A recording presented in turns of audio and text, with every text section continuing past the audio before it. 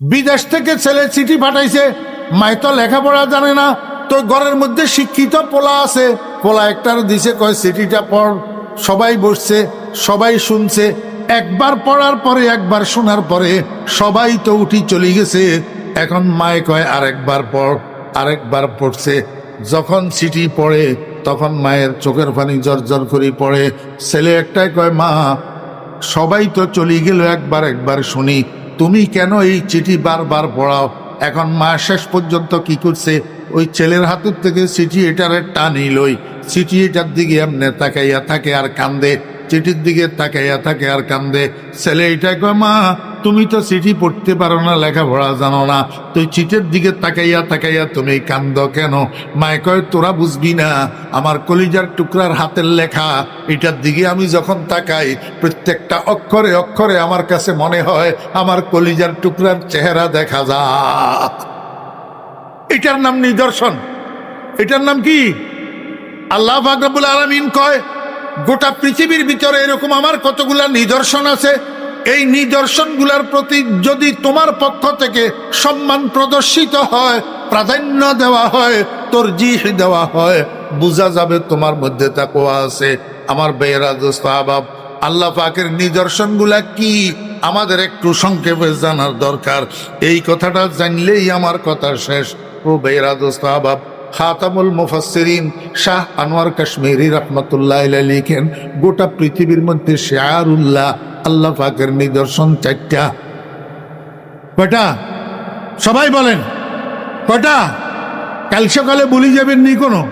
আল্লাহ পাকের নিদর্শন কয়টা? চারটা। এক নম্বর বাইতুল্লাহ, এক নম্বর কি? 2 নম্বর কালামুল্লাহ, 3 নম্বর রাসূলুল্লাহ, 4 নম্বর ইবাদাতুল্লাহ।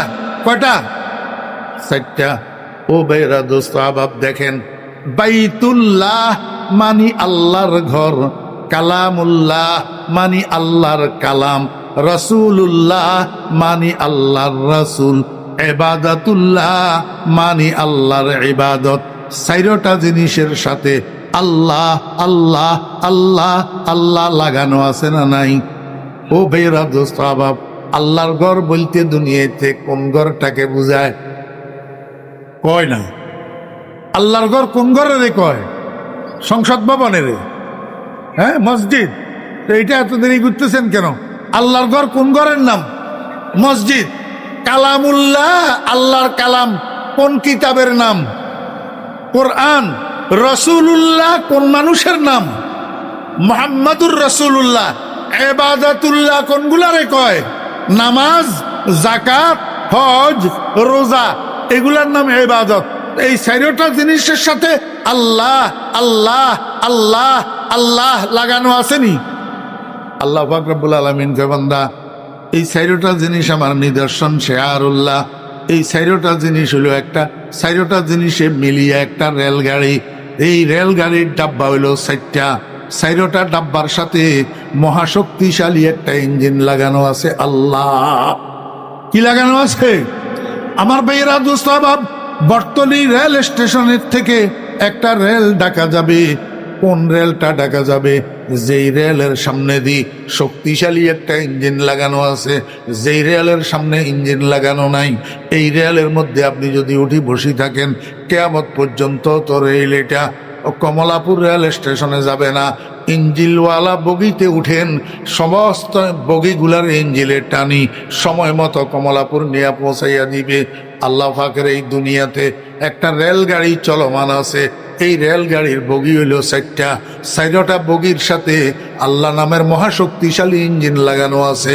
আল্লাহ কয়, বান্দা এই 4টা জিনিসের তাজিম করো, এই 4টা জিনিসের প্রাধান্য দাও, এই 4টা জিনিসকে সব জিনিসের থেকে বড় মনে করো।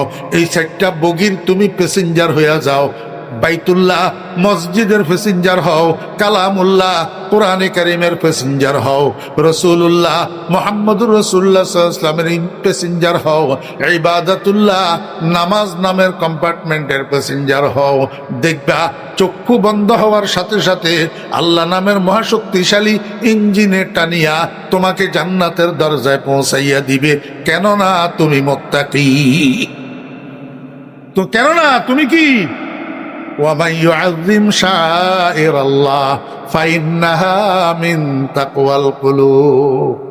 আমাদের ছোট ভাই বর্তমান বাংলাদেশের নন্দিত মুফাসসিরে কোরআন হযরতুল আল্লামা হযরত মাওলানা আব্দুল বাসেত খান সাহেব দামাত বারাকাতুহুম আপনাদের আজকের মাহফিলের প্রধান অতিথি।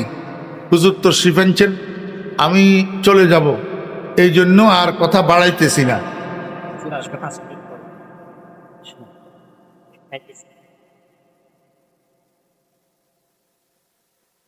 আসার সাথে সাথে সেইটি মিস করবেন। আমি তো 9:30 পর্যন্ত বলছিলাম। হুজুরের কাছে যারা আসো তাড়াতাড়ি হুজুরের নিয়ে আসো, আমি শেষ করতেছি। কথা বুঝছেন না বুঝেননি? এই ছোট্ট কথাটা মনে রাখার জন্য চেষ্টা করবেন। সারা জীবন শুনলে শোনেন, একটা কথা কই, হুজুর যখন আসতে 2 মিনিট দেরি হইতেছে। আমাদের এই মাহফিলগুলো এক একটা হসপিটাল। এখানে যে সমস্ত বিজ্ঞ ওলামায়ে কেরামরা বয়ান করেন, ওনারা এক একজন FCPS ডাক্তার। ওনাদের জবান থেকে যে বয়ানগুলা বাইর হয় এগুলা প্রেসক্রিপশন। এই বয়ানের মধ্যে যে আমলের কথা থাকে, আমলগুলো হলো মেডিসিন।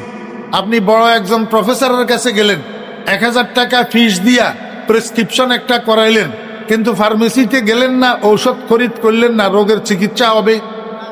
কখনো হবে না। ফার্মেসিতে গেলেন, ঔষধ খরিদ করলেন, কিন্তু সেবন করলেন না, বালিশের নিচে ঔষধগুলা রাখি দিলেন, রোগের চিকিৎসা হবে? আচ্ছা, সেবন করলেন, ডাক্তারের 4টা ট্যাবলেট দিছে, বলছে প্রতিটা ট্যাবলেট 3 বেলা খাইবা, সকাল দুপুর বিকাল। তা আপনি কি করলেন? সকালেও খেলেন না, দুপুরেও খেলেন না, রাত্রে 3-4-12টা ট্যাবলেট একসাথে মারি দিলেন। রোগ কমবে না বাড়বে? ঠিক তো দ্রুপ। সারা জীবন ওয়াজ শুনবেন, যদি মেডিসিন সেবন না করেন তাহলে রোগের চিকিৎসা কি হবে না। এই জন্য বাবারা ভাইয়েরা, এই 4টা শেয়ারুল্লাহর কথা বললাম, আল্লাহ পাকের নিদর্শন। এই 4টা জিনিসের সাথে সম্পর্ক রাখলে তো মুত্তাকি হওয়া যাবে। মুত্তাকি হতে পারলে দুনিয়াতেও সম্মানী, আখিরাতেও কি সম্মানী। এই 4টা জিনিসের একটা হলো, 1 নম্বর হলো মসজিদ। মসজিদের প্যাসেঞ্জার হওয়ার, মসজিদকে তাজিম করার অন্যতম উপায় হলো 5 ওয়াক্ত নামাজে মসজিদে হাজিরা দেওয়া। 5 ওয়াক্ত নামাজে মসজিদে কি দেওয়া? আমার ভাইয়েরা, দোস্ত আহবাব, মুসলমানের সন্তানেরা, অন্য যাই কিছু হইতেছে হোক, কিন্তু একজন মুসলমানের সন্তান হিসাবে আমি আপনাকে অনুরোধ করব, আপনি যেই বয়সের মুসলমান হন না কেন, আল্লাহর ওয়াস্তে 5 ওয়াক্ত নামাজ বাদ দিবেন না। কারণ নামাজ হইল লিকুল্লি শাইইন আলামুন ওয়া আলামুল ঈমানে আস-সালাত। মুসলমান আর হিন্দু ডিভাইডার হইল নামাজ। ডিভাইডার কি? নামাজ। একজন নামাজি মানুষের কপালটা মুসলমান, নাকটা মুসলমান, চোখটা মুসলমান, মুখটা মুসলমান, হাতটা মুসলমান, হাঁটুগুলা মুসলমান, পাওগুলা মুসলমান। কারণ এই অঙ্গগুলা, নামাজি মানুষের এই অঙ্গগুলা সেজদা দে। এই অঙ্গগুলা কি করে? সেজদা দে। এই জন্য সবগুলা অঙ্গ মুসলমান। আর একজন বেনামাজির কপালটা হিন্দু, নাকটা হিন্দু, চোখটা হিন্দু, মুখটা হিন্দু, হাতটা হিন্দু, হাঁটুগুলা হিন্দু, পাওগুলা হিন্দু। কেন? বেনামাজির অঙ্গগুলায় সেজদা দে না। যে সেজদা দে সে মুসলমান, যে সেজদা দে না সে হিন্দু। একজন বেনামাজি নামে মুসলমান, কিন্তু তার সর্বাঙ্গ হিন্দু। সর্বাঙ্গ কি? হিন্দু। এই জন্য আল্লাহর ওয়াস্তে যেই কাজে থাকেন, এই শিক্ষিত, অশিক্ষিত, ইংরেজি শিক্ষিত, আরবি শিক্ষিত, রাজনীতি করেন, রাজনীতি না করেন, আপনি যেই হন না কেন, আল্লাহর ওয়াস্তে 5 ওয়াক্ত নামাজ পড়বেন। মুসলমানের ছেলে নামাজ ছাড়া কোনো অবস্থায় মুসলমান হওয়া যাবে না। এই জন্য নামাজ পড়লে তো মসজিদের সাথে সম্পর্ক হবে। আমার ভাইয়েরা, দোস্ত আহবাব, যারা কোরআন শরীফের তেলাওয়াত জানেন না, কোরআন শরীফের তেলাওয়াত শিখার জন্য চেষ্টা করবেন। ভাইয়েরা, দোস্ত আহবাবেরা, কোরআন শরীফের তেলাওয়াত শিখবে, কোরআন শরীফের তেলাওয়াত জানবে। মুসলমানের পোলা, ড্যাডার পোলা কোরআন শরীফ জানে না। মনোযোগ আসেনি? ওনারা মেহমান ওয়াজ শোনার জন্য আসতেছে, বসতেছে, আপনারা ওনাদের দিকে তাকায় রয়েছেন কেন? মৌলভী সাহেব এটাও তাকায় রয়েছে। আপনাদের এলাকায় হিন্দু আসেনি? একটা হিন্দুর ছেলেরে রমেশ নাম, হেতারে যাইয়া বলেন না, এরে রমেশ, এ কুলহু আল্লাহু আহাদ সূরাটা আমার একটু মুখস্থ শোনাতো, পারবনি? জি, একটা মুসলমানের ছেলেরে জিজ্ঞাসা করেন, মুসলমানের ছেলের সাথে সাথে আপনাকে শোনাই দিবে কুলহু আল্লাহু আহাদ আল্লাহুস সামাদ লাম ইয়ালিদ ওয়ালাম ইউলাদ ওয়ালাম ইয়াকুল লাহু কুফুয়ান আহাদ। কথা বুঝছেন না বুঝেন নাই? আল্লাহু আকবার। তাহলে মুসলমান আর হিন্দুর মধ্যে ডিভাইডেড হইল কি? মুসলমানে কোরআন জানে, হিন্দুয়ে কোরআন জানে না। মুসলমানের বাচ্চা তুমি যদি দেখি কোরআন শরীফ তেলাওয়াত করতে না পারো, এই যে রমজান মাস গেল, রমজান মাসের মধ্যে তোমার ভাগ্যে কোরআন তেলাওয়াত যদি না জুটে, তো আমাকে একটু বলো না তোমার মধ্যে আর রমেশের মধ্যে পার্থক্য হইল কি? এই জন্য কোরআনের তেলাওয়াত শিখবা যারা জানো না, আর যারা জানো প্রতিদিন অল্প হইলেও কিছু না কিছু কোরআন শরীফের তেলাওয়াত করবা। হার গর্দত হার কে বাসত জাহে জো আয় বেরাদার করবে আদার গাহে জো। হযরত শেখ ফরিদউদ্দিন আত্তার রহমতুল্লাহ আলাইহি বলেন, ও দুনিয়ার মানুষ, নিজে নিজে সম্মানী হওয়ার চেষ্টা করবি না, বরং আল্লাহর নৈকট্য লাভ করার চেষ্টা কর। আল্লাহ পাক যদি তোকে নৈকট্য দান করে, দুনিয়ার মানুষ একসাথ হইয়া তোরে সালাম করবে।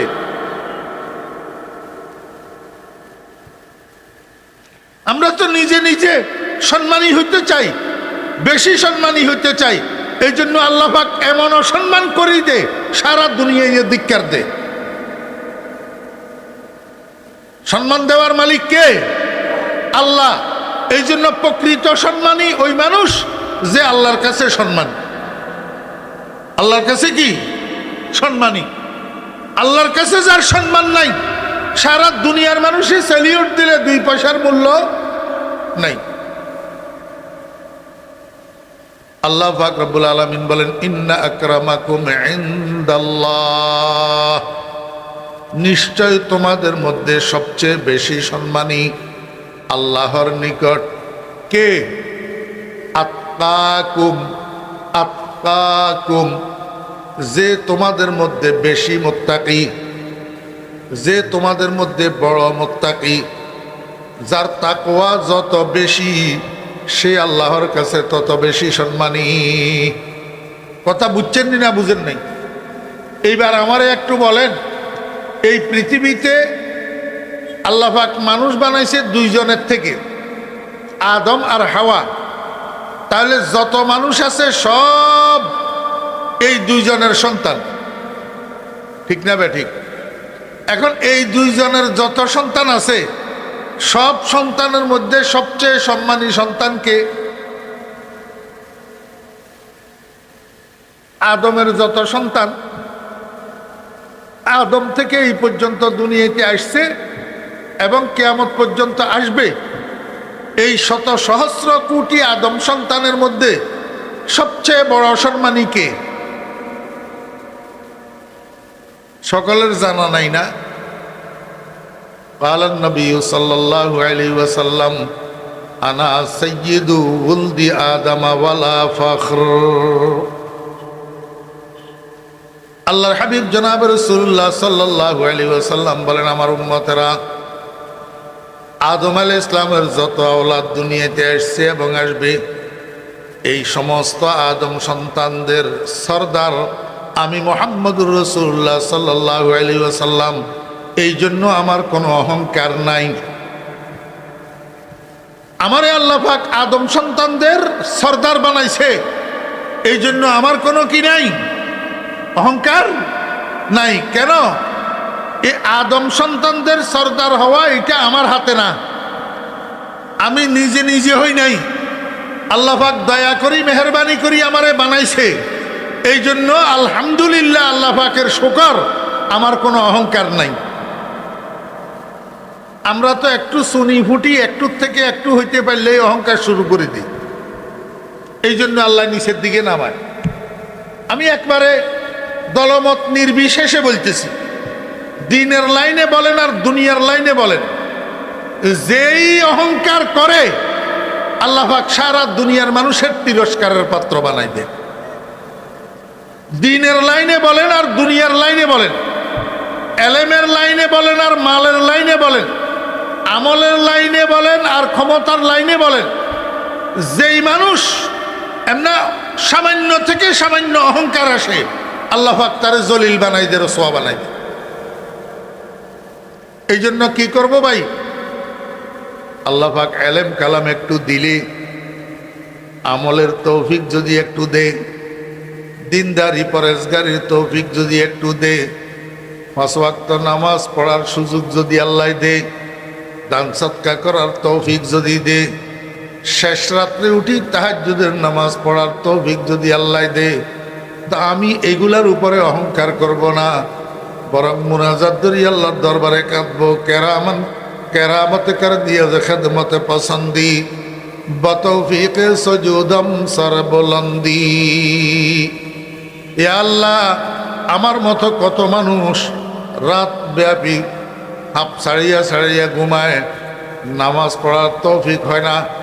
আমার মতো একটা গোলামকে তুমি ঘুম থেকে জাগাইলা, ঠান্ডা পানি দিয়া উজু করাইলা, তাহাজ্জুদের মুসাল্লায় দাঁড় করাইলা, আমার এই কপালটাকে তোমার দরবারে সেজদা দেওয়াইয়া তুমি যে দামি বানাই দিলা, এটা তোমার মেহেরবানি, আমার কোনো কাবেলিয়ত নাই। কেরামত কর দিয়া যে খেদমত পসন্দি বতৌফিক সজুদম সরবলন্দি। আল্লাহু আকবার। তা আমাকে একটু বুঝে থাকলে বলেন, ও মুরব্বিয়ানে কেরাম, ও যুবক ভাইয়েরা, সম্মানের আসল কাজ কোনটা? বুঝছেননি না বুঝেন নাই? বলেন না। তাকওয়া। সম্মানের আসল কাজ কোনটা? তাকওয়া। মানুষ আল্লাহর কাছে দামি হয়, আল্লাহর কাছে সম্মানী হয় কিসের দ্বারা? তাকওয়ার দ্বারা। আমি খুব লম্বা কথা বলবো না, সর্বোচ্চ 1 ঘন্টা, এর মধ্যে 25 মিনিট চলে গেছে, আর 35 মিনিট আল্লাহ যদি তৌফিক দে, আর 35 মিনিট, এর মধ্যে আমি আমার কথা শেষ করার চেষ্টা করব ইনশাল্লাহ। এই জন্য সংক্ষেপে সংক্ষেপে বলতেছি, আপনাদের কাছে অনুরোধ একটু মনোযোগ সহকারে শুনবেন। রাজি আছেন তো সবাই? ইনশাল্লাহ। ইনশাল্লাহ। প্রথম কথা, সম্মানের কাজ কি? মা অমনোযোগী হইলে হবে না ভাই, মোবাইল নিয়ে ব্যস্ত না, বয়ানের দিকে খেয়াল আছে। সম্মানের কাজ কি? তাকওয়া। যার কাছে তাকওয়া থাকে তাকে মুত্তাকি বলে। তাকে কি বলে? মুত্তাকি বলে। যার কাছে তাকওয়া থাকে তাকে কি বলে? সবাই বলেন। যার কাছে তাকওয়া থাকে তাকে মুত্তাকি বলে। তাকে কি বলে? মুত্তাকি বলে। এখন সবচেয়ে বড় সম্মানী, সবচেয়ে বড় মুত্তাকি, সবচেয়ে বড় সম্মানী, সবচেয়ে বড় মুত্তাকি। এই দোস্ত, ডিস্টার্ব না করি, তোমরা সহ বসি বয়ান শুনো। ঘরের মেজদান পরে খায়, অবাগা বিদেশে বেড়ায়, এইলা নহন চাই। ব্যাগুন বইও, তোমরা আয়োজক যারা আছো, ব্যাগুন বয়ানত বইও, বয়ান শুনো। সম্মানের কাজ কি? যার কাছে তাকওয়া থাকে তার নাম কি? যে যত বড় মুত্তাকি তত বড়, কয় না, যে যত বড় মুত্তাকি তত বড়, সবাই বলেন, যে যত বড় মুত্তাকি তত বড় সম্মানী। এখন আপনারা তো ব্যবসা কারে কয় বুঝেন, এই জন্য ব্যবসায়ী কারে কয় সেইটাও বুঝেন, রাজনীতি কারে কয় সেইটা বুঝেন, এই জন্য রাজনৈতিক কর্মী নেতা কারে কয় এটাও বুঝেন। এখন তাকওয়া কারে কয় এটা বুঝেন না, এই জন্য মুত্তাকি কারে কয় এটাও বুঝেন না। তাকওয়া কাকে বলে? তাকওয়া কোন জিনিসের নাম? সংক্ষেপে, এটা তো কোনো ক্লাস না। যদি আপনি মাদ্রাসার উপরের জামায়াতের ছাত্রদের ক্লাস করেন, সেখানে তাকওয়ার তাশরীহ, বিশ্লেষণ আরেক রকম হবে। কিন্তু আমার সামনে আপনারা যারা বসা আছেন, আপনারা ম্যাক্সিমাম মাদ্রাসায় না পড়া মানুষ। আমাকে আপনাদেরকে তাকওয়া বুঝাইতে হবে, আপনারা যেভাবে বুঝেন সেভাবে। সহজ কথা, তাকওয়া বলা হয় একটা মোহাব্বত মিশ্রিত ভয়। মনে থাকবে নি? তাকওয়া কাকে বলে? মোহাব্বত মিশ্রিত ভয়। এটাকে তাকওয়া বলে। আমি আপনাদেরকে বুঝাই দিতেছি। স্ত্রী স্বামীদেরকে মহব্বত করে, করে কি করে না? ছেলে বাপেরে মহব্বত করে, করে কি করে না? ছাত্র শিক্ষকের মহব্বত করে, করে কি করে না? দোকানের কর্মচারী দোকানের মালিকের মহব্বত করে, করে কি করে না? কিন্তু দুনিয়ার মানুষ সাপেরে ভয় করে, মহব্বত করে না। সাপেরে কি করে? ভয় করে, মহব্বত করে না। তাহলে বোঝা গেল একটা ভয় আর একটা মহব্বত, একটা ভয় আর একটা কি মহব্বত। আল্লাহু আকবার। যেখানে শুধু ভয় মহব্বত নাই, সেইটাই মানুষের দূরে সরায়। মানুষের কি করায়? দূরে সরায়। আপনারা সাপ দেখলে সামনের দিকে জায়গা আগাই আনেননি না, ভয়ে ভাগেন। তাহলে যেখানে মহব্বত নাই, শুধু ভয়, এই ভয়ে মানুষের কি করে? দূরে সরায়। আর যেখানে শুধু মহব্বত, ভয় নাই, সেইটাই প্রশ্রয় বাড়ায়। ভুল জবাব দিছেন। কোন স্বামী এমন নাই যার স্ত্রী তাকে ভালোবাসে না, অবশ্যই ভালোবাসে। বিয়ের প্রথম প্রথম একটু অপছন্দ হইলেও সংসার করতে করতে একটা মায়া হইয়া যায়, একটা মায়া হইয়া যায়। মোহব্বত ছাড়া স্বামী স্ত্রীর বন্ধন হয় না। কিন্তু হ্যাঁ, বহুত স্ত্রী আছে স্বামীদেরকে মোহব্বত করে কিন্তু ভয় করে না, ভয় করে না। ঠিক এরকম আপনারা বলেন, দুনিয়ার সমস্ত সন্তানেরা আব্বারে মোহব্বত করে কিনা? জি, এমন কোন সন্তান আসেনি বাপেরে ভালোবাসে না? কিন্তু এমন আব্বা আছে যেই আব্বারে সন্তানে ভয় করে না। কি করে না? ভয় করে না। তাহলে কি বুঝলেন? এক জায়গায় ভয় আছে, মহব্বত নাই সাপের ক্ষেত্রে। আরেক জায়গায় মহব্বত আছে, ভয় নাই স্বামী স্ত্রী আর মা বাপ সন্তানের মধ্যে। আরেক জায়গায় ভয়ও আছে, মহব্বতও আছে। ভয়ও আছে, কি আছে? খাজা আবু তালেব রসুল আকরম সাল্লাল্লাহু আলাইহি ওয়াসাল্লামের চাচা, নবীজিকে মহব্বত করতেন কিন্তু ভয় করতো না। কি করতো না? ভয় করতো না। আমার বেরা দোস্ত আহবাব, যেখানে শুধু ভয় আছে, মহব্বত নাই, সেটাই একজনের সাথে মিলায় না, দূরে সরায়। শুধু ভয়ে দূরে সরায়, আর শুধু মহব্বতে প্রশ্রয় বাড়ায়। শুধু মহব্বতে কি করে? প্রশ্রয় বাড়ায়।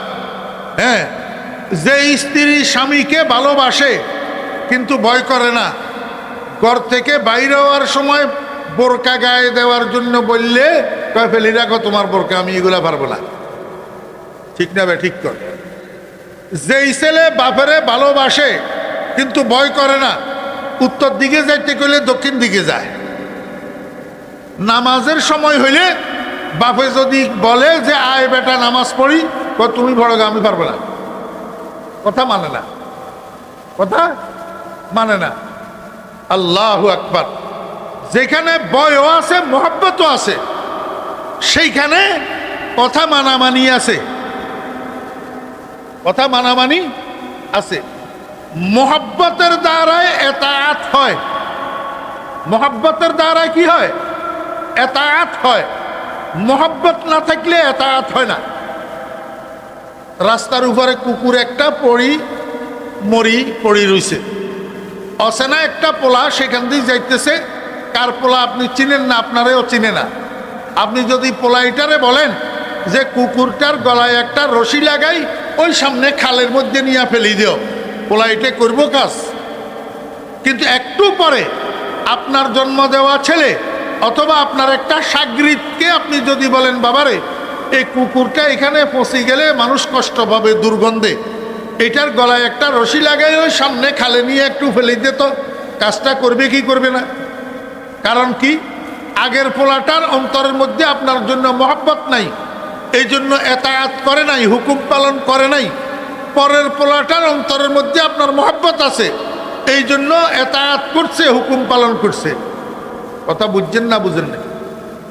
এখন আমরা আল্লাহ পাকের এতায়াত করতে পারি না, আল্লাহ পাকের হুকুম পালন করতে পারি না। কিসের অভাবে? মহব্বতের অভাব। কিসের অভাবে? মনোযোগ আসেনি? একটু মনোযোগ সহকারে শুনেন। কিসের অভাবে? এই মহব্বত আমাদের মধ্যে আগের থেকে ছিল কি ছিল না? আমাদের প্রত্যেকের অন্তরের মধ্যে আল্লাহ পাকের মহব্বত ছিল, কিন্তু এই মহব্বতটা বিলুপ্ত হয়ে গেছে। মহব্বত বিলুপ্ত হয়ে যাওয়ার কারণে আমরা আল্লাহ পাকের হুকুম মানতে পারি না, নামাজ পড়ি না। আমি একটা ছোট্ট উদাহরণ দিলে কথাটা আপনারা একটু ক্লিয়ার বুঝবেন। মনোযোগ আসেনি? আমাদের দেশের একটা লোক 1985 ইংরেজিতে করাচি চলে গেছে। কোথায় গেছে? করাচি। যাওয়ার সময় বাড়িতে 2 বছর বয়সের একটা বাচ্চা রাখি গেছে। ভাগ্য খারাপ, করাচি যাওয়ার পরে এই লোকটা আওয়ারা হইয়া গেছে। আওয়ারা বুঝেননি? হ্যাঁ, আওয়ারা। আওয়ারা 15 বছর আর বাড়ির কোনো খোঁজ খবর নেয় নাই। কত বছর? 15 বছর।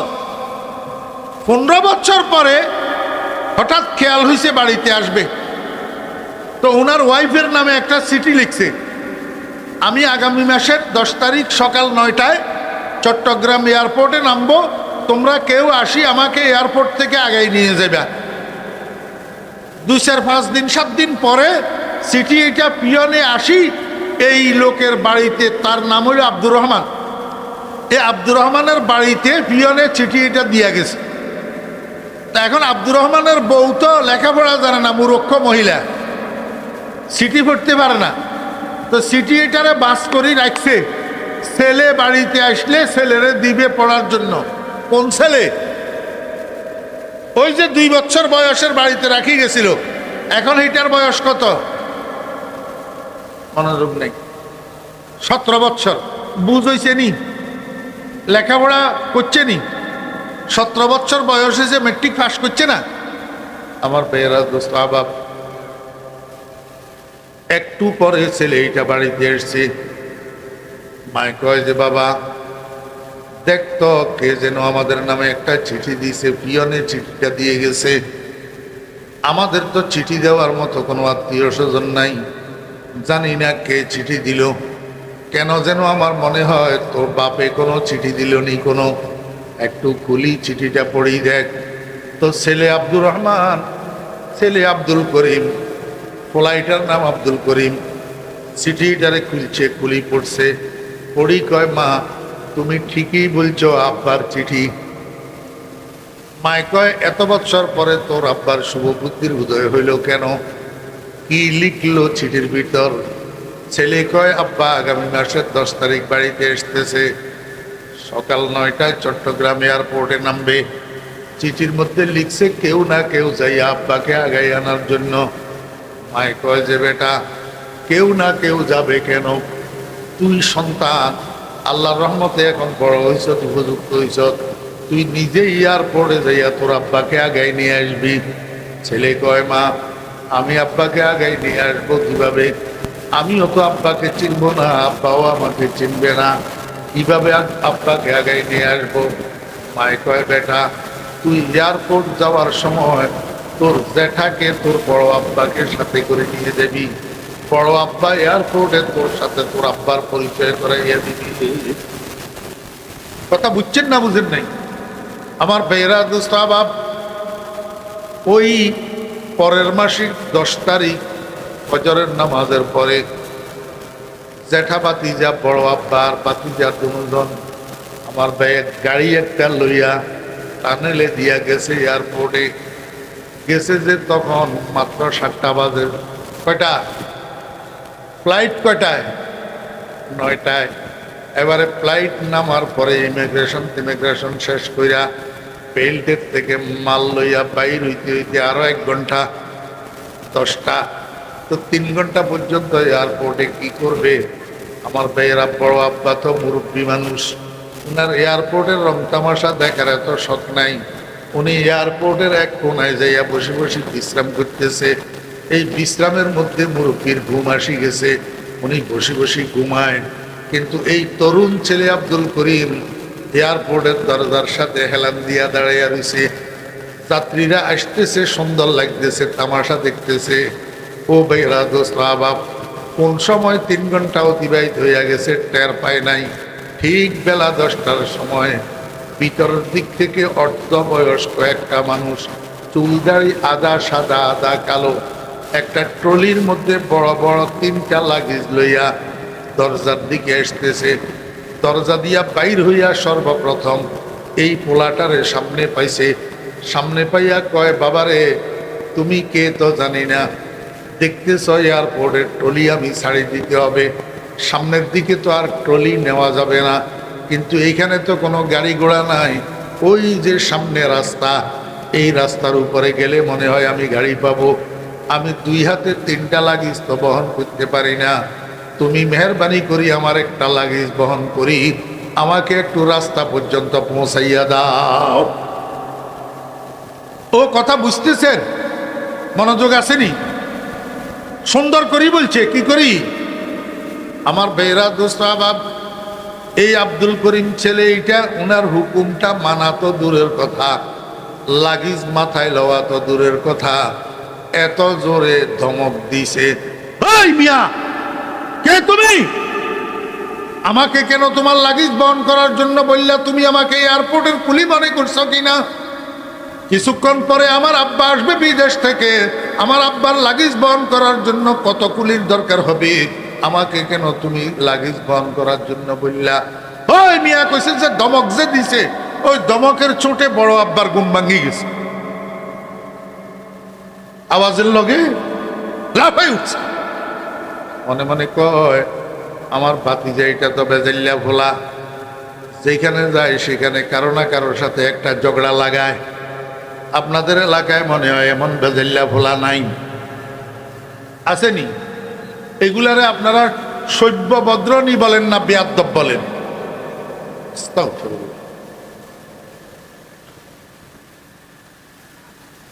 এরকম বেজাল্লা ফোলা সব এলাকায় কিছু কিছু থাকে। এই বেজাল্লা ফোলা এগুলার দ্বারা মা বাপের সুনাম হয়। কি হয়? মা বাপের। তো কেন আপনার ফোলা এরকম বেজাল্লা হইল কেন? যেই বেজাল্লা ফোলার দ্বারায় আপনার বদনাম হয়, এরকম ফোলা বেজাল্লা হইল কার কারণে? আমার বেয়েরা দোস্ত আবাব, আজকে আর সেই দিকে গেলাম না, এতটুক বুঝেন। বড় আব্বার ঘুম ভাঙছে। বড় আব্বা মনে মনে কয়, আমার বাতিজা এইটা তো বেজাল্লা ফোলা, মানুষের সাথে খালি ঝগড়া লাগায়, আজকে এয়ারপোর্টের মধ্যে আবার কার সাথে ঝগড়া লাগাইলো। মাথারে একটু উপরের দিকে উঠাই, এমনি করে তাকাই, দেখে যে হুমা আমার ভাইয়ে না, আমার এইখানে একজনে একজনের চিনে না, কিন্তু মায়ের পেটের ভাই 50 বছর পরে দেখা হইলেও চিনতে অসুবিধা হয় না। চিনতে অসুবিধা? মুসলমানের বাচ্চাদের কাছে এখন শরম নাই। সেই মায়ের পেটের ভাই একটাই একদল করে, আর একটা আরেক দল করে, বাইয়ে বাইয়ে রাস্তায় আল্লাহু আকবার কাটাকাটি আর মারামারি করে রাজনীতির কারণে। মুসলমানের বাচ্চা, তোদের লজ্জা শরম কোথায়?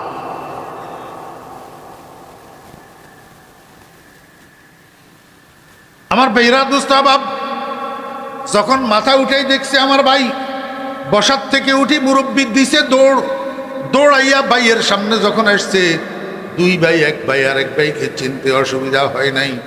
দুজন একজন আরেকজনকে জড়াইয়া ধরছে, কোলাকুলি করছে, কুশল বিনিময় করছে। কোলাকুলির পরে, কুশল বিনিময়ের পরে যখন 1 ভাই আরেক ভাইকে ছাড়ছে, তখন বড় ভাই আব্দুর রহিম ছোট ভাই আব্দুর রহমানের কয়, ও আব্দুর রহমান, তোর সামনে যে ছেলেটা দাঁড়ানো আছে, এইটাকে তো তুই চিনতে পারিস নাই, কারণ তুই যাওয়ার সময় এটা ছোট ছিল। তুই বাড়িতে তোর কলিজার টুকরা যে আব্দুল করিম রেখে গিয়েছিলি 2 বৎসরের, এইটা তোর ছেলে আব্দুল করিম। এবার বাতিজার দিকে ঘুরছে, বাতিজারে কয়, বাতিজা কারে ধমক দিতেছ তুই, কার সাথে চিল্লাইতেছ? এইটাই তো তোর আব্বা, আমার ছোট ভাই, যার সাথে পরিচয় করাই দেওয়ার জন্য আমি এত দূর কষ্ট করে এয়ারপোর্টে আসলাম। এইটাই তো আমার ছোট ভাই, তোর আব্বা। দিছেনি পরিচয় করাই। আমার ভাইয়েরা, দোস্ত আবাব, বড় আব্বার মুখ থেকে এই কথা শোনার পরে আব্দুল করিমের অন্তরের মধ্যে অনুশোচনার আগুন ধাউ করে জ্বলি উঠছে। মনে মনে কয়, হাই কি করলাম, আব্বাকে আগাই নেওয়ার জন্য আসলাম, না চিনার কারণে আব্বার সাথে বেয়াদবি করলাম, আব্বার হুকুম মানতে পারলাম না, আরো ধমক দিলাম। দুম করে পায়ের উপরে পড়ছে, পাও জড়াইয়া ধরি, কয় আব্বা আমাকে মাফ করে দেন। বাপের দুই বাহু ধরি উপরের দিকে উঠাইয়া বুকের সাথে লাগাইয়া লেছে, কয় বাবা তোর জন্যই তো আমার 15 বছর পরে এখানে আসি, তোর উপরে কেমনি আমি মনে কষ্ট নিই, তোর কারণেই তো আবার আমার দেশে আসা। বুকের সাথে লাগাইয়া কয়, আব্বা কোনো অসুবিধা নাই। এখন ছেলে বাপেরে ছাড়ি দিই, কয় আব্বা আমি না চিনার কারণে আপনার হুকুম মানতে পারি নাই, আপনার 3টা লাগেজ আমার মাথায় উঠাইয়া দেন, আমি সম্পূর্ণ বহন করতে প্রস্তুত। দেখছেন নি তামাশা? 5 মিনিটের ব্যবধান। 5 মিনিট আগে একটা লাগেজ বহন করতে অস্বীকৃতি জানাইলো, হুকুম মানল না। 5 মিনিট পরে এখন হুকুম মানতে প্রস্তুত, বরং বেশি পরিমাণে 3টা লাগেজ আমার মাথায় উঠাইয়া দেন। কারণটা কি? এরা বাপ বেটা দুজনের অন্তরে একজনের জন্য আরেকজনের মহব্বত ছিল কিনা? কথা কয় না, মহব্বত ছিল কিনা? যদি মহব্বত না থাকতো তো করাচি থেকে চট্টগ্রাম এয়ারপোর্টে আব্বাকে কিসে টানিয়ে এনেছে? কয় না। আমার ভাইয়েরা, দোস্ত আহবাবেরা, আপনাদের এই গ্রাম থেকে ছেলেটাকে চট্টগ্রাম এয়ারপোর্টে কিসে টানে নিছে? রিশতায়ে দর গর্দনম আফগন্দা দোস্ত, রিশতায়ে দর গর্দনম আফগন্দা দোস্ত, মি বরধার যাকে খাতের খাহেউস। ও ভাইয়েরা, দোস্ত আহবাবেরা, আজকের মাহফিলে আপনারা যারা উপস্থিত হয়েছেন, এই শামিয়ানার নিচে যারা বসছেন, আপনাদেরকে এইখানে কিসে টানিয়ে এনেছে? কিসে টানিয়ে এনেছে? রিশতায়ে দর গর্দনম আফগন্দা দোস্ত, মি বরধার যাকে খাতের খাহেউস।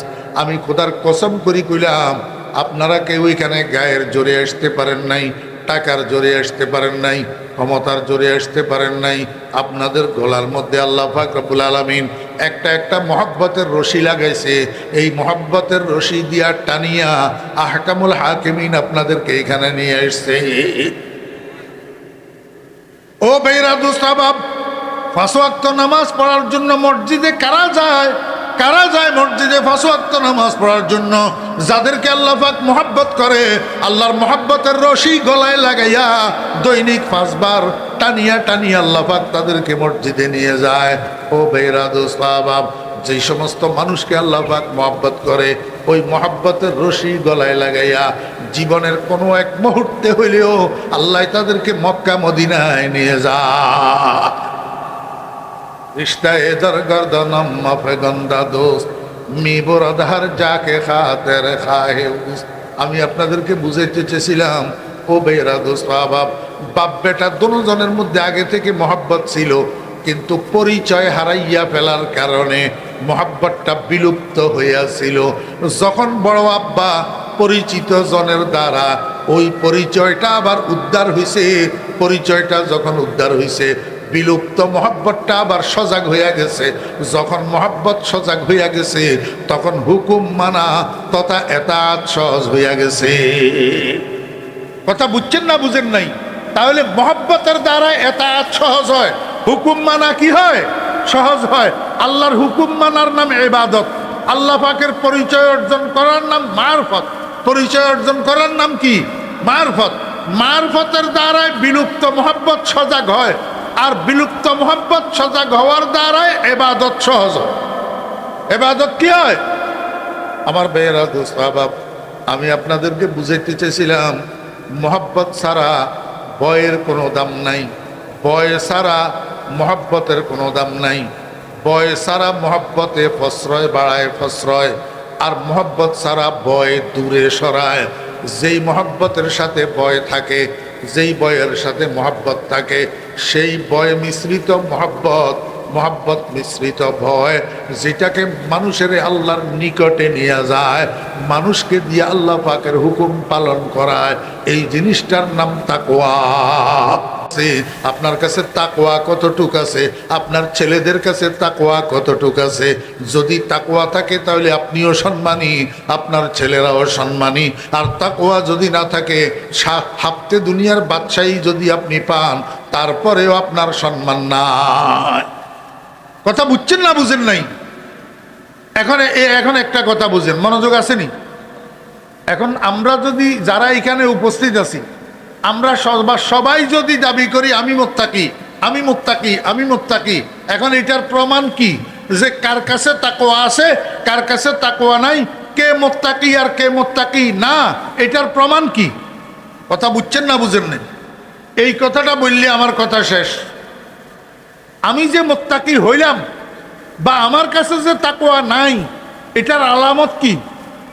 আল্লাহ পাক রব্বুল আলামিন বলেন, ওয়া মান ইউআযযিম শাআইরাল্লাহ ফাইন্নাহা মিন তাকওয়াল কুলুব। মনোযোগ আসেনি? কোরআন শরীফ বুঝার জন্য বসছেন না এখানে? একটা একটা আয়াত বুঝি যান না, একটা একটা আয়াতের অনুবাদ শিখি যান না। ওয়া মান ইউআযযিম, এবং যে ব্যক্তি তাজিম করবে, যে ব্যক্তি কি করবে? তাজিম করবে। তাজিম করবে মানে বড়ত্ব প্রদর্শন করবে, প্রাধান্য দিবে, তরজিহ দিবে। তাজিম, আযযামা ইউআযযিমু তাযীমান, অর্থাৎ বড়ত্ব প্রদর্শন করা, বড় মনে করা, প্রাধান্য দেওয়া। আমার ভাইয়েরা, দোস্ত আহবাব, আসরের নামাজের সময় আপনি দোকানদার, দোকানে কাস্টমার ভর্তি, কিন্তু মসজিদে আসরের নামাজের আজান হইছে। এখন আপনি কি করবেন? কোনটারে বড় বুঝবেন, কোনটারে প্রাধান্য দিবেন? দোকানদারি করবেন না দোকানের শাটার বন্ধ করে তাকবীর উলা ধরবেন?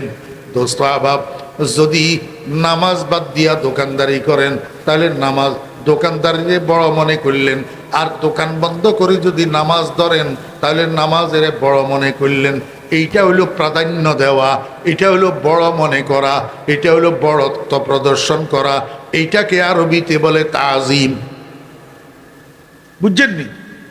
আল্লাহ পাক রব্বুল আলামিন কয়, ওয়া মান ইউআযযিম, যে ব্যক্তি বড় মনে করবে, প্রাধান্য দিবে, তাজিম করবে, বড়ত্ব প্রদর্শন করবে। কোন জিনিসকে? কয় শাআইরাল্লাহ, আল্লাহ পাকের নিদর্শন সমূহকে।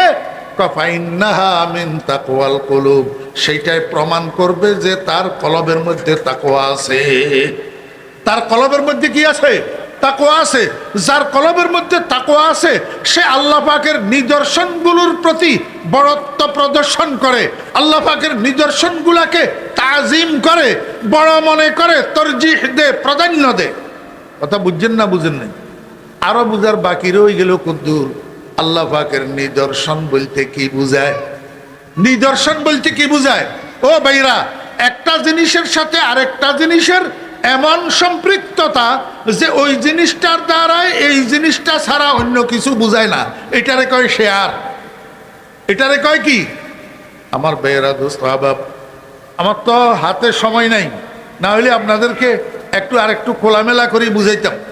এই যে ছেলে বিদেশ যাওয়ার সময় গায়ের শার্টটা খুলি, সামনের রুমের আলনার উপরে রাখি, নতুন শার্টটা গায়ে দিয়ে চলে গেছে।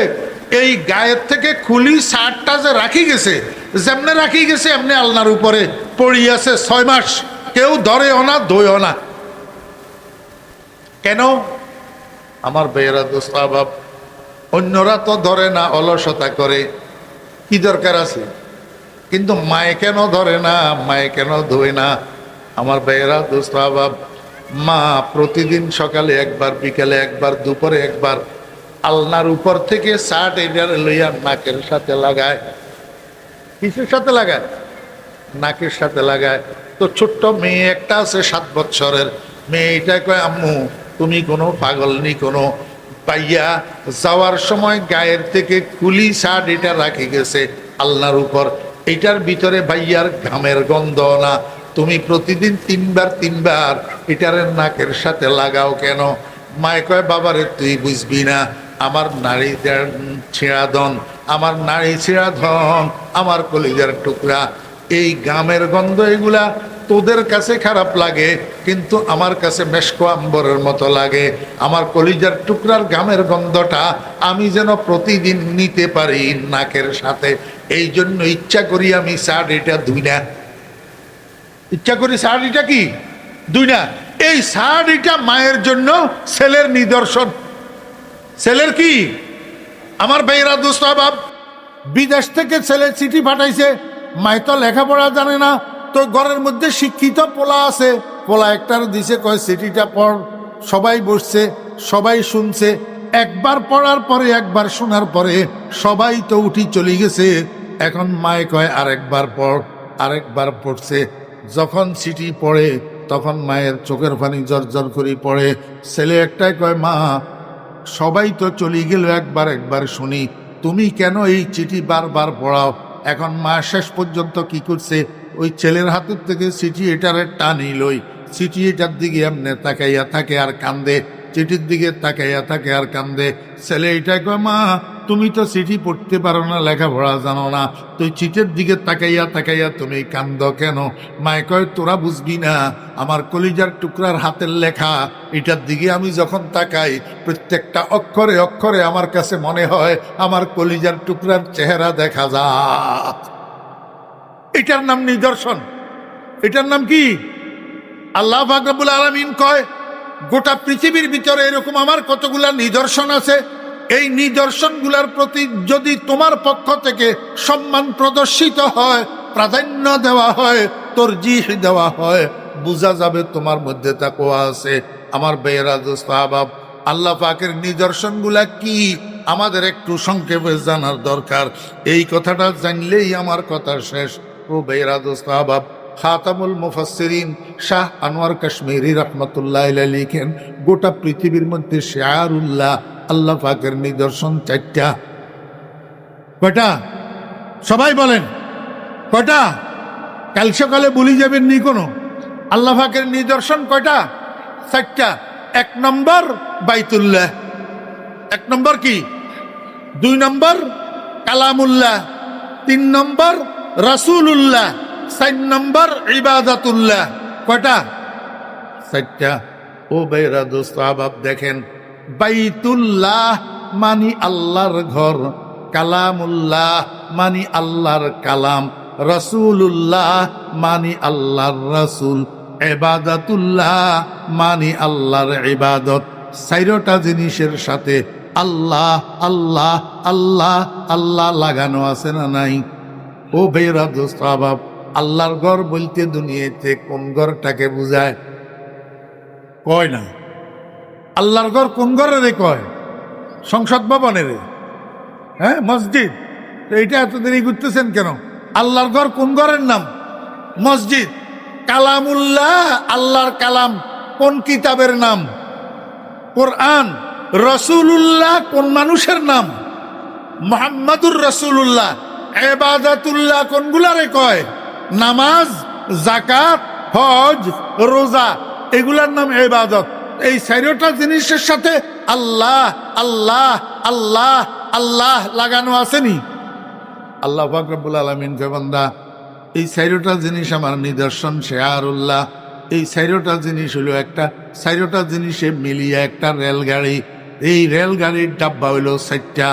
4টা ডাব্বার সাথে মহাশক্তিশালী একটা ইঞ্জিন লাগানো আছে। আল্লাহ কি লাগানো আছে? আমার ভাইয়েরা দোস্ত আহবাব, বর্তনী রেল স্টেশনের থেকে একটা রেল ডাকা যাবে। কোন রেলটা ডাকা যাবে?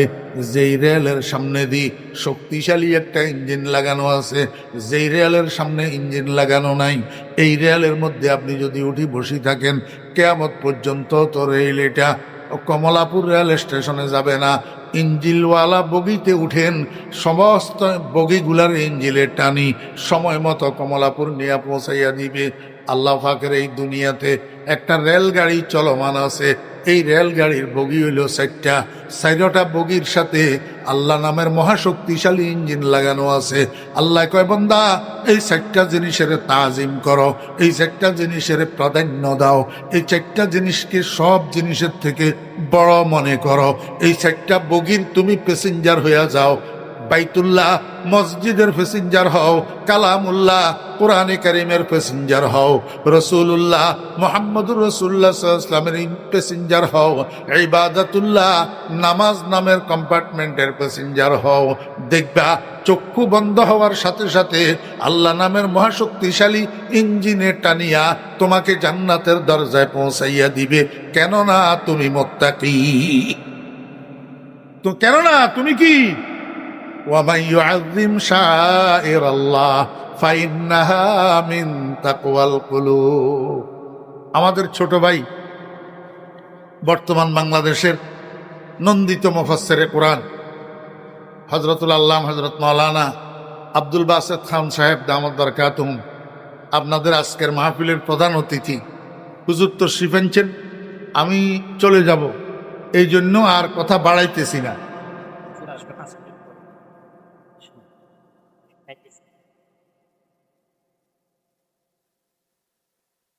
আসার সাথে সাথে সেটি মুক্ত দেন। আমি তো 9:30 পর্যন্ত বলছিলাম। হুজুরের কাছে যারা আসো তাড়াতাড়ি হুজুরের নিয়ে আসো, আমি শেষ করতেছি। কথা বুঝছেন না বুঝেননি? এই ছোট্ট কথাটা মনে রাখার জন্য চেষ্টা করবেন। সারা জীবন শুনলে শোনেন। একটা কথা কই, হুজুর যখন আসতে 2 মিনিট দেরি হইতেছে। আমাদের এই মাহফিলগুলো এক একটা হসপিটাল। এখানে যে সমস্ত বিজ্ঞ ওলামায়ে কেরামরা বয়ান করেন, ওনারা এক একজন FCPS ডাক্তার। ওনাদের জবান থেকে যে বয়ানগুলা বাইর হয় এগুলা প্রেসক্রিপশন। এই বয়ানের মধ্যে যে আমলের কথা থাকে, আমলগুলো হলো মেডিসিন। আপনি বড় একজন প্রফেসরের কাছে গেলেন, 1000 টাকা ফিস দিয়া প্রেসক্রিপশন একটা করাইলেন, কিন্তু ফার্মেসিতে গেলেন না, ঔষধ খরিদ করলেন না, রোগের চিকিৎসা হবে? কখনো হবে না। ফার্মেসিতে গেলেন, ঔষধ খরিদ করলেন, কিন্তু সেবন করলেন না, বালিশের নিচে ঔষধগুলা রাখি দিলেন, রোগের চিকিৎসা হবে? আচ্ছা, সেবন করলেন, ডাক্তারে 4টা ট্যাবলেট দিছে, বলছে প্রতিটা ট্যাবলেট 3 বেলা খাইবা, সকাল দুপুর বিকাল। তা আপনি কি করলেন? সকালেও খেলেন না, দুপুরেও খেলেন না, রাত্রে 3-4-12টা ট্যাবলেট একসাথে মারি দিলেন। রোগ কমবে না বাড়বে? ঠিক তো দ্রুপ। সারা জীবন ওয়াজ শুনবেন, যদি মেডিসিন সেবন না করেন তাহলে রোগের চিকিৎসা কি হবে না? এই জন্য বাবারা ভাইয়েরা, এই 4টা শেয়ারুল্লাহর কথা বললাম, আল্লাহ পাকের নিদর্শন। এই 4টা জিনিসের সাথে সম্পর্ক রাখলে তো মুত্তাকি হওয়া যাবে। মুত্তাকি হতে পারলে দুনিয়াতেও সম্মানী, আখিরাতেও কি সম্মানী। এই 4টা জিনিসের একটা হলো, 1 নম্বর হলো মসজিদ। মসজিদের প্যাসেঞ্জার হওয়ার, মসজিদকে তাজিম করার অন্যতম উপায় হলো 5 ওয়াক্ত নামাজে মসজিদে হাজিরা দেওয়া। 5 ওয়াক্ত নামাজে মসজিদে কি দেওয়া? আমার ভাইয়েরা, দোস্ত বাব, মুসলমানের সন্তানেরা, অন্য যাই কিছু হইতেছে হোক, কিন্তু একজন মুসলমানের সন্তান হিসাবে আমি আপনাকে অনুরোধ করব, আপনি যেই বয়সের মুসলমান হন না কেন, আল্লাহর ওয়াস্তে 5 ওয়াক্ত নামাজ বাদ দিবেন না। কারণ নামাজ হইল লিকুল্লি শাইইন আলামুন ওয়া আলামুল ঈমানে আস-সালাত। মুসলমান আর হিন্দু ডিভাইডার হইল নামাজ। ডিভাইডার কি? নামাজ। একজন নামাজি মানুষের কপালটা মুসলমান, নাকটা মুসলমান, চোখটা মুসলমান, মুখটা মুসলমান, হাতটা মুসলমান, হাঁটুগুলা মুসলমান, পাওগুলা মুসলমান। কারণ এই অঙ্গগুলা, নামাজি মানুষের এই অঙ্গগুলা সেজদা দে। এই অঙ্গগুলা কি করে?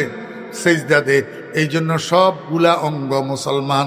আর একজন বেনামাজির কপালটা হিন্দু, নাকটা হিন্দু, চোখটা হিন্দু, মুখটা হিন্দু, হাতটা হিন্দু, হাঁটুগুলা হিন্দু, পাওগুলা হিন্দু। কেন? বেনামাজির অঙ্গগুলায় সেজদা দে না। যে সেজদা দে সে মুসলমান, যে সেজদা দে না সে হিন্দু। একজন বেনামাজি নামে মুসলমান, কিন্তু তার সর্বাঙ্গ হিন্দু। সর্বাঙ্গ কি? হিন্দু। এই জন্য আল্লাহর ওয়াস্তে যেই কাজে থাকেন, এই শিক্ষিত, অশিক্ষিত, ইংরেজি শিক্ষিত, আরবি শিক্ষিত, রাজনীতি করেন, রাজনীতি না করেন, আপনি যেই হন না কেন আল্লাহর ওয়াস্তে 5 ওয়াক্ত নামাজ পড়বেন। মুসলমানের ছেলে নামাজ ছাড়া কোনো অবস্থায় মুসলমান হওয়া যাবে না। এই জন্য নামাজ পড়লে তো মসজিদের সাথে সম্পর্ক হবে। আমার বেয়েরা দোস্ত আহবাব, যারা কোরআন শরীফের তেলাওয়াত জানেন না, কোরআন শরীফের তেলাওয়াত শিখার জন্য চেষ্টা করবেন। বেয়েরা দোস্ত আহবাবেরা, কোরআন শরীফের তেলাওয়াত শিখবে, কোরআন শরীফের তেলাওয়াত জানবে। মুসলমানের পোলা, ড্যাডার পোলা কোরআন শরীফ জানে না, মনোযোগ আসেনি?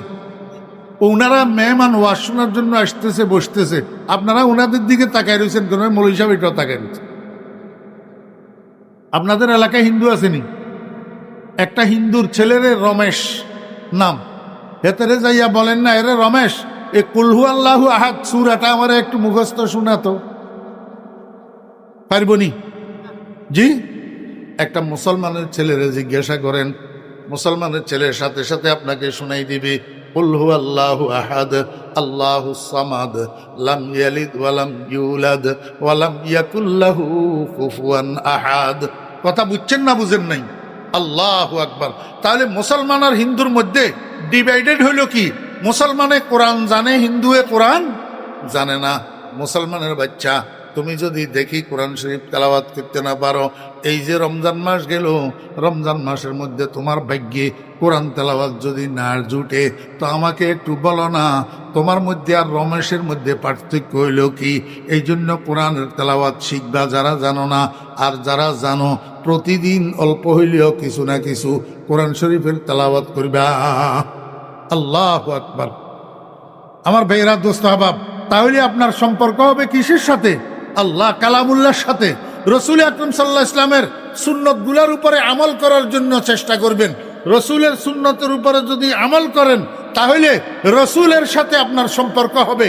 ও ভাইরা দোস্ত আহবাব, আল্লাহ পাকের ইবাদতগুলোর সাথে যদি সম্পর্ক করেন, তাহলে ইবাদতগুলোর সাথে সম্পর্ক হবে। এই 4টা বগির সাথে সম্পর্ক হইলে আপনার কলবের তাকওয়া প্রমাণিত হবে।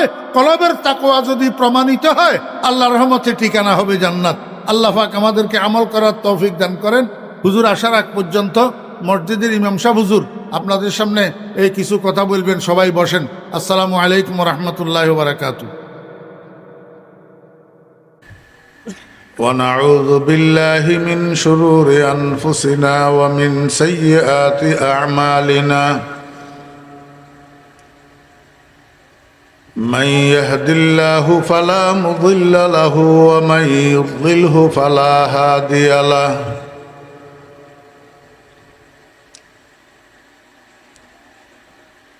ونشهد أن لا إله إلا الله وحده لا شريك له ونشهد أن سيدنا وسندنا وحبيبنا ومولانا محمدا عبده ورسوله صلى الله تعالى عليه وعلى آله وأصحابه وبارك وسلم. أما بعد فأعوذ بالله من الشيطان الرجيم. بسم الله الرحمن الرحيم.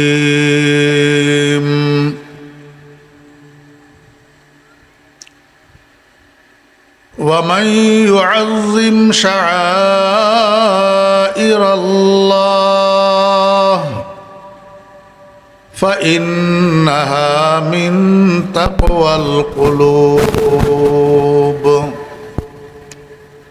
صدق الله مولانا العظيم. وقال رسول الله صلى الله عليه وسلم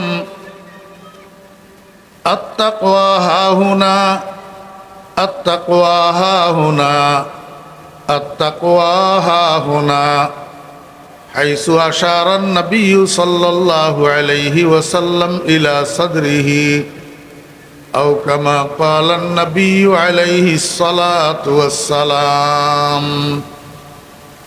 وصدق رسوله النبي الأمي الكريم ونحن على ذلك لمن الشاهدين والشاكرين ربنا تقبل منا إنك أنت السميع العليم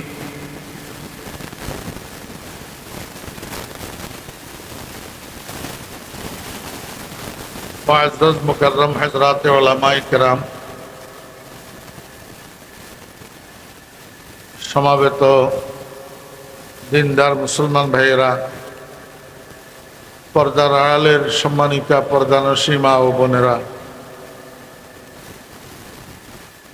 মহান আল্লাহ রব্বুল আলমিনের অপরিসীম দয়ার হেসান আল্লাহ রব্বুল আলমিন আমাদেরকে আজকের এই মহতী দ্বীনি মাহফিলে অংশগ্রহণ করে আল্লাহ রসুলের কথাবার্তা শোনার জন্য, কোরআন হাদিসের কথাবার্তা শোনার জন্য আমাদেরকে তৌফিক দিয়েছেন। এই জন্য আমরা সবাই মহান রব্বুল আলমিনের শুকর আদায় করি, আলহামদুলিল্লাহ।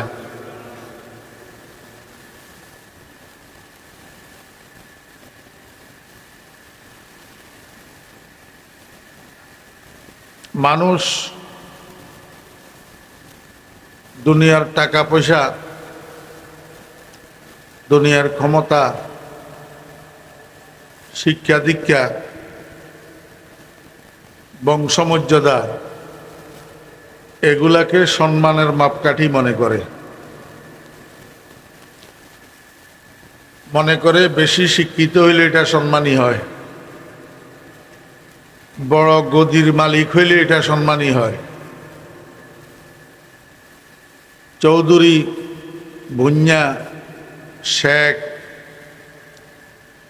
আরো কত বংশ আছে না, এগুলাতে জন্ম লাভ করলে মনে করে সম্মানী হয়। আর এখন তো সবচেয়ে বেশি হইল টাকা। টাকা বেশি হইলে একবারে নিম্ন শ্রেণীর মানুষও সম্মানী হয়ে যায়। আপনারা আবার নারাজ হইয়েন না, আমি আমার এলাকার কথা বলতেছি, আপনাদের এলাকার না। এক সময় 2 পয়সা মূল্য ছিল না সমাজে।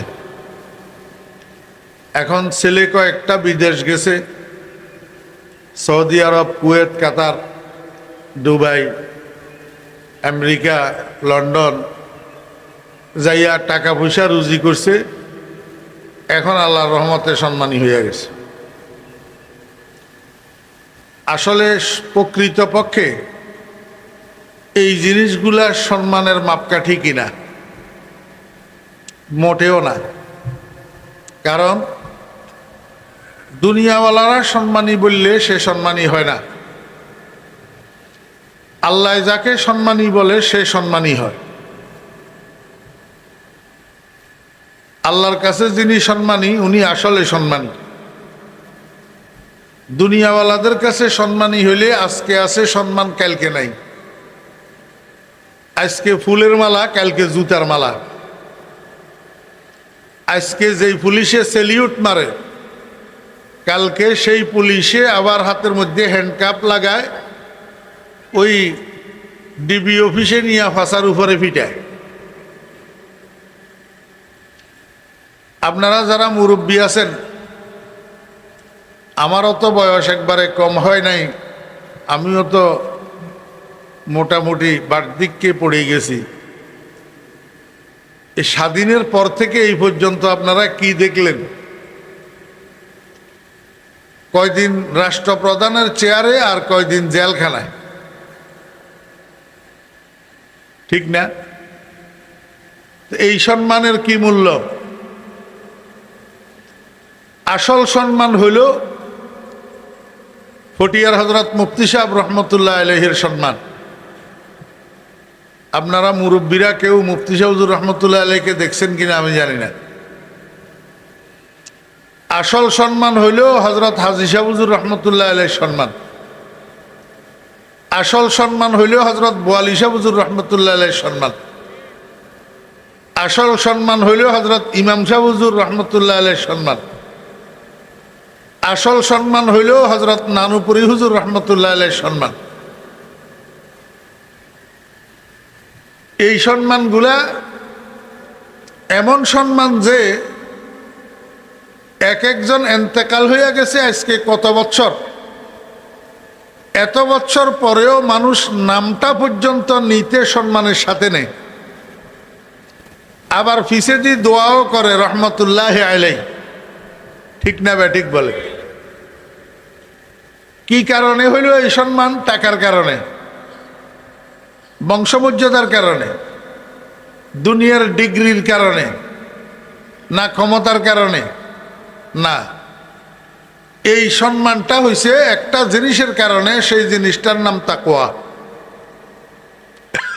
সেই জিনিসটার নাম তাকওয়া। আল্লাহ পাক কোরআন শরীফের মধ্যে ইরশাদ করেন, ইয়া আইয়ুহান নাস ইন্না খালাকনাকুম মিন যাকারিন ওয়া উনসা, হে দুনিয়ার মানুষ, আমি তোমাদেরকে একজন পুরুষ এবং একজন নারীর থেকে সৃষ্টি করছি। জানা থাকলে বলুন তো, এই একজন পুরুষ আর একজন নারীকে? সবাই বলেন না, কষ্ট করে। আর কথা ওনারা বুঝতে লাগছেন না।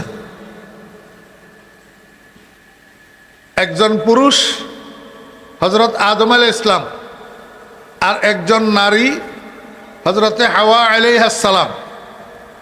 আল্লাহ পাক বলেন, সারা দুনিয়ার মানুষকে আমি এই দুইজন মানুষের থেকে বানাইছি। ওয়াজআলনাকুম শুউবান ওয়া কাবাইলা, এবং আমি তোমাদেরকে বিভিন্ন গোত্রে, বিভিন্ন শাখা প্রশাখায় বিভক্ত করে দিছি। লিতাআরাফু, তোমাদের পারস্পরিক একজন আরেকজনের পরিচয় পাইতে যেন সহজ হয়। এই জন্য আল্লাহ পাক গোটা পৃথিবীর মাটিকে বিভক্ত করে দিয়েছেন। একটার নাম এশিয়া, আরেকটার নাম অস্ট্রেলিয়া, আরেকটার নাম ইউরোপ, আরেকটার নাম আফ্রিকা, আরেকটার নাম আমেরিকা। 5 ভাগে ভাগ করছে না? এবার এশিয়া যেটা, সেটাকে আবার কয়েক ভাগে ভাগ করছে। এক ভাগের নাম ইন্ডিয়া, এক ভাগের নাম পাকিস্তান, এক ভাগের নাম বাংলাদেশ, এক ভাগের নাম সৌদি আরব, এক ভাগের নাম কাতার, এক ভাগের নাম কুয়েত। এইভাবে এশিয়াটারে আবার কতগুলা খণ্ডে ভাগ করে দিয়েছেন। এর মধ্যে যেই ভাগের নাম বাংলাদেশ, এই ভাগের আবার কয়েকটা ভাগ করছে। এক ভাগের নাম চট্টগ্রাম, এক ভাগের নাম ঢাকা, এক ভাগের নাম খুলনা, এক ভাগের নাম রাজশাহী, এক ভাগের নাম সিলেট। ভাগ করছে না? এইবার দেখেন, চট্টগ্রাম যেটা, সেটারে আবার কয়েক ভাগে ভাগ করে দিছে। এক ভাগের নাম চট্টগ্রাম, আরেক ভাগের নাম নোয়াখালী, আরেক ভাগের নাম ফেনী, আরেক ভাগের নাম লক্ষ্মীপুর, আরেক ভাগের নাম চাঁদপুর, আরেক ভাগের নাম কুমিল্লা। এই পুরাটা চট্টগ্রাম বিভাগ। এবার চট্টগ্রাম বিভাগের সদর ডিস্ট্রিক্ট যেটা, সেটা হলো চট্টগ্রাম। এই চট্টগ্রামের আবার আল্লাহ পাক রব্বুল আলামিন 2 ভাগে ভাগ করে রেখেছে। একটা হলো চট্টগ্রাম শহরের দক্ষিণ, আর একটা চট্টগ্রাম শহরের উত্তর। দক্ষিণ চট্টগ্রাম আর উত্তর চট্টগ্রাম ভাষায় ব্যবধান আছে না নাই? জি, ওনারা কি হন, গজ্জে না গরিগে? গজ্জে না গরিগে? ওনারা কি হন, ফোয়াশা না ফোয়াইন? তাহলে ফোয়াইন কন্যা মানুষ চট্টগ্রামত নাই, গরিগে কন্যা মানুষ চট্টগ্রামত নাই। তাহলে মূল ডিস্ট্রিক্ট চট্টগ্রামের মধ্যেও ভাষার ব্যবধান আছে না নাই? মূল ডিস্ট্রিক্ট নোয়াখালীর ভিতরেও ভাষার ব্যবধান আছে। সিলেটের ভিতরে একটা সিলেটের ভিতরে 10 রকমের ভাষা আছে। আপনারা জানেন না, আমি জানি। এই যে পৃথিবীটাকে আল্লাহ পাক বিভক্ত করে রেখেছে, আপনারা তো যেখানে হইছেন সেখানে রইছেন। চট্টগ্রামের বাহিরে যান নাই এমন অনেক লোক আছেন না। আমি আপনাদের দোয়ার বরকতে বাংলাদেশের বাহিরে আরো 10টা-12টা রাষ্ট্র সফর করছি। সারা দুনিয়ার মানুষ, চোখ, কান, নাক, হাত, পাও, পেট, পিঠ একরকম। রং হয়তো কারো সাদা, কারো লাল সাদা, কারো কালা, কারো মিক্সড রং। মানুষ দেখতে সব একরকম, কিন্তু মুখটা যখন লাড়ে তখন বেশ কম। তখন কি বেশ কম। ছোট্ট ছোট্ট শিশু বাচ্চা, 5 বছরের বাচ্চা, জবান বেশ কম, জবান বেশ কম। আপনি থাইল্যান্ড যান, থাইল্যান্ডের একটা শিশু বাচ্চা, 5 বছরের বাচ্চা কি বলে এটা আপনার দাদাও বুঝবে না। কথা বুঝছেন না বুঝেন নাই? আপনার দাদাও এটা বুঝবে না। আপনি সৌদি আরব যান, সৌদি আরবের একটা 5 বছরের শিশু বাচ্চা কি বলে এটা আপনার আব্বাও বুঝবে না। জবান বেশ কম। জবান কি বেশ কম। এই যে আল্লাহ পাক রব্বুল আলামিন বেশ কম করে রেখেছে, বিভক্ত করে রেখেছে, এটা কোনো দাম বাড়ানোর জন্য না, সম্মান বাড়ানোর জন্য না। আপনি আমাকে বলেন,